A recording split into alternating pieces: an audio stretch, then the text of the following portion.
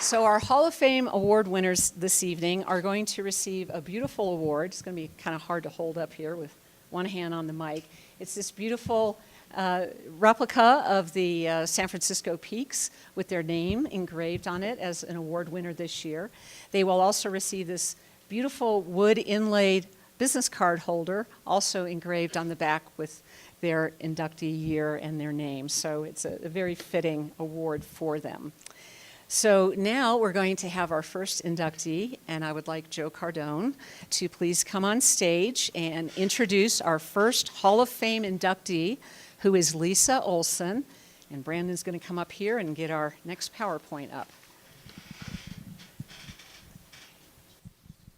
Anyone who knows me knows that I'm a sucker for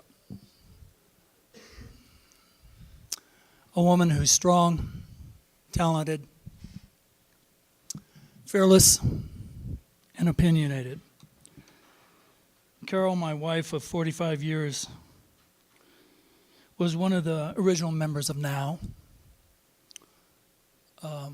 Went on to become a very successful businesswoman in a world totally dominated by men. And would be the first one to point out that when we were married, it was me who refused to take her last name.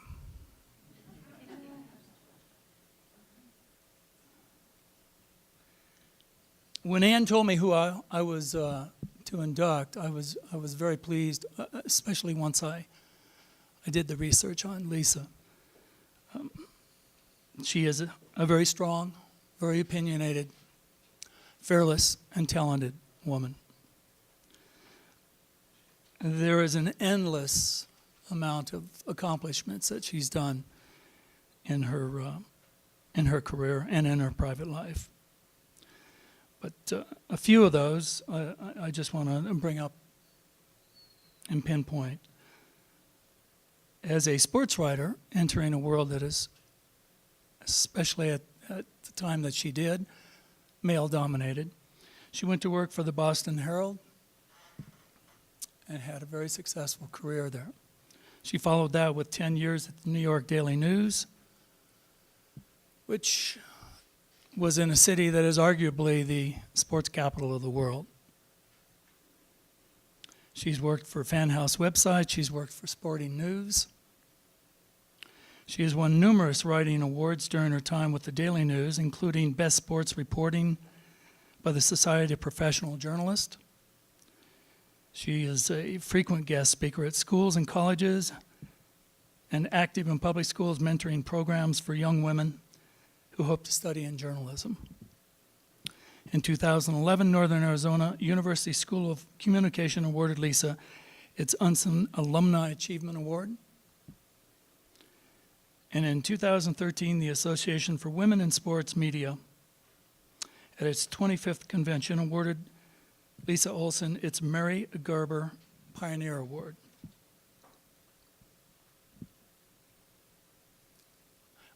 Hopefully, when this is over, I'm going to try to pick Lisa's brain and find out what the hell that penalty call against Notre Dame was that cost them that game. Everything I've heard and read about Lisa Olson points to a woman of enormous strength, integrity, talent, and fearlessness.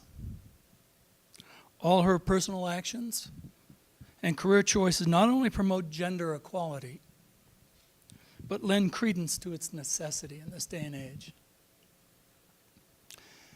And even though there are people who don't agree with me or agree with this comment,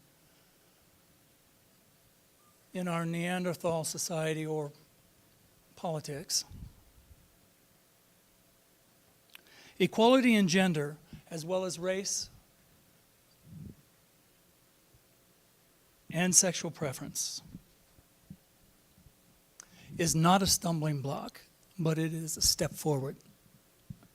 It is people like Lisa Olson who makes those giant steps for us.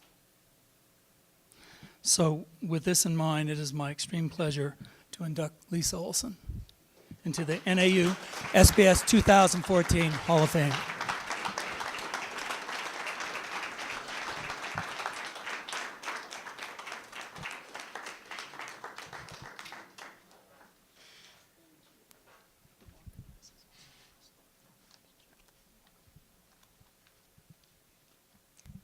Thank you very much. I am awful at this, by the way. The way I communicate is by writing. Hate public speaking more than anything, as my family here knows, so bear with me. I was the sports editor at the Lumberjack back in the dark ages. I walked around today and couldn't even find where the offices used to be. I don't know if we had computers. We had pigeons, I think, transmitting our stories. We literally cut and pasted our articles. This was 1985, and I think our claim to fame on the board out there is when the drinking age changed. I remember that well, from 19 to 21, even though we were grandfathered in.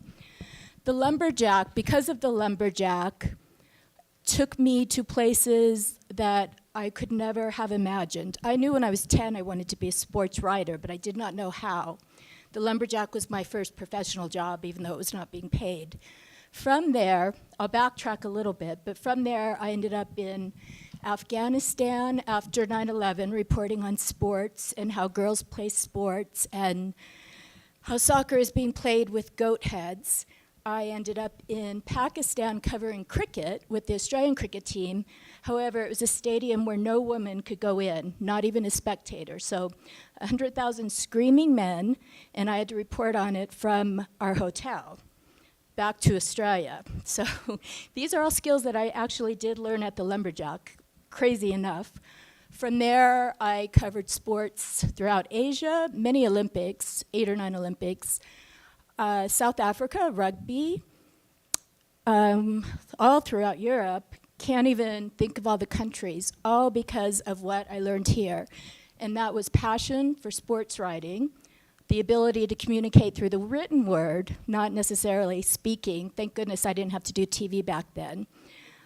I had amazing professors, some of whom are still here, and I keep in contact with several others.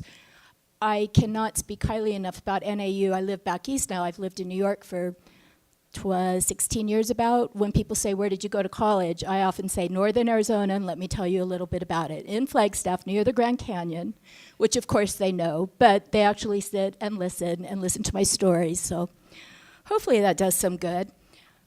From the Lumberjack, when people ask me how do they get started, basically in sports writing or communications journalism, I ended up going straight to Boston, but I went there for graduate school. I should have taken a small job in Kansas or Montana. From there, I literally talked my way into the Boston Herald and said I will do whatever for free, which I did for 6 months about, worked without pay from 6 p.m. to 2 a.m. answering phones. Eventually, the sports editor realized this is really what I wanted to do, so he hired me to cover high school sports. And I covered cross country and field hockey, which I had no clue what field hockey was, just like how I knew nothing about cricket. But my point being is you have to be adventurous and you have to say yes to everything, every assignment, and eventually good things happen. If you care about reporting, if you care about asking people questions and telling stories, whatever platform it is now, whether it's digital, TV, .coms, newspapers, hopefully they're going to figure out a way to still survive, but it can happen. It happened to me, a girl from Phoenix who never thought in her wildest dreams she could be a sports journalist, never mind have traveled the world covering it. So thank you.